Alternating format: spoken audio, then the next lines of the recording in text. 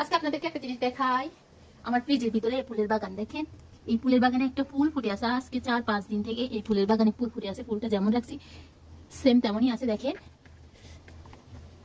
একটা বোতলের ভিতরে পানি রাখি, তারপর এটি ফুলটা রাখছি। ফুলটা একদম তরতাজা। আর আজকে আমার ফ্রিজে কি কি আছে আপনাদেরকে দেখাই। দেখেন, এখানে একটা বক্স রাখছি, যেহেতু ফ্রিজ অনেক বড় তো বক্সের ভিতরে ফল রাখি। একটা কাঁচা আম দেখেন, এটা আমি এখন কাটি খামু। এখানে পেয়ারা আছে আর আপেল আছে। কাঁচা আমটার উদ্দেশ্যে আইলাম। তো গোলাপ ফুলের বাগানে গোলাপ ফুল দেখেন। এখানে আছে কি দেখি, ও এখানে গুলো গাজর, দেখেন গাজর, টমাটো। আরে আরে আরে ফ্রিজের সমস্যা করে অনেকক্ষণ চাল থাকলে। গাজর, টমাটো আর গরুর দুধ, গরুর দুধ। আর এখানে ওই যে চকলেট, অনেকগুলো চকলেট একসাথে। তো এখানে আমাদের আগে চকলেট আছে আর অল্প কিছু গতকালকে একটা বাইরে দিছে, যাই হোক এটা ডিম। তারপরে এখানে কিশমিশ, এখানেও ডিম আছে, হাঁসের ডিম। তারপরে যা যা টুকিটাকি থাকে আমগো মহিলাগো টুক টুক টুক টুক করে পলিথিন মুচুরি এরকম পকেটে বিটে রাখনের অভ্যাস কার আছে আর মতো। এগুলো হচ্ছে জাম্বুরা। এগুলো কি ফল কয় ভুলে গেছি, মনে হইতেছে না।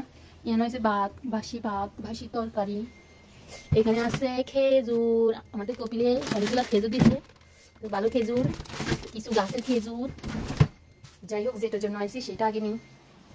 আম, এই যে আম, কাঁচা আম দেখেন। এখন আমি কাটি খাইম।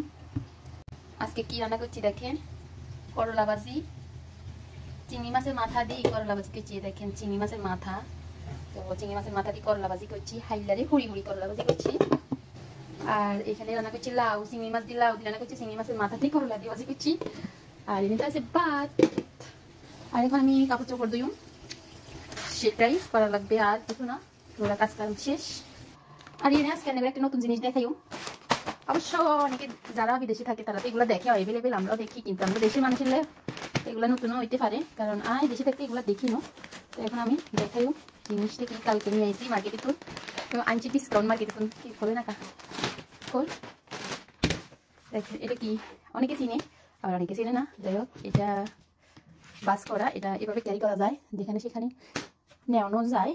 এটার দাম পড়ছে 1 রিয়াল 50 পয়সা। তো গরমের দাম লাগে, কারণ একসময় নিচে বেশি কাজ করি, তো দেশে ফেরি নাই তো এই কারণে জিনিসটা আমি কিনছি। দেখবা অনেক দেখছি, কোনো সময় প্রয়োজন মনে করি না, ইদানিং প্রয়োজন হয় নিচে যে কিছু বসে কাজকর্ম করলে লাগে। তো চিন্তা করলাম একটা কিনি হালাই।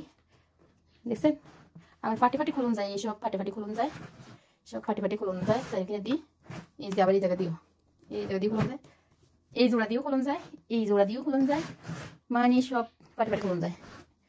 এবার বসুন যায়। যাই হোক, অনেক মজবুত, লেদা বইতে বুড়া বইতে বাংতানো। এটা শুধু ঠাস করে না হালিলে সারিব, নিলে হয়তো এগুলো হাঁটি যেতে পারে। হাড়ি হুড়ি দিলে তো সমস্যা। তো দেখেন কত সহজ, কত ইজিলি এই পিড়িগুলো ক্যারি করা যায়। চাইলে মেলি বসলাম, আবার চাইলে বাস করি এক সাইড করে রাখি দিলাম। বাংলাদেশে কোনো সময় দেখিনি, আসেনি, অবশ্যই কমেন্টে জানাবেন বাংলাদেশে এগুলো পাওয়া যায় কিনা।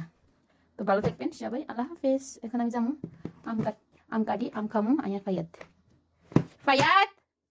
ফায়াত এদিকে আয়, এদিক কই এই যে ফায়াত যদি এনো বসে সে বই। এটা ফায়াত বসে বসে উড়ি খারা, এটা আমি দড়ি খারা, এটা ফুট